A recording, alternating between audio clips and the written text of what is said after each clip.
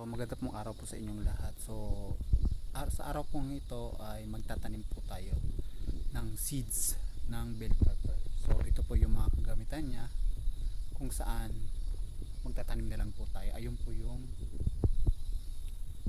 pagtatamnan natin. So ayan. So ipapakita ko po sa inyo kung paano. From here, hindi pa po siya basa. Ay yung yung nakabox.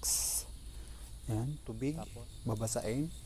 Pangalawang station, tatanim na ng seeds. At ito yung seeds na ginagamit namin. Ang station.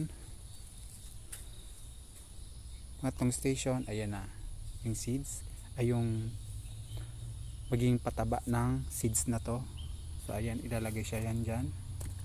Tapos fourth station, tutubigan. At fifth station, ayan na, final stage na. So mag-wait na lang ng ilang araw para tumubo siya.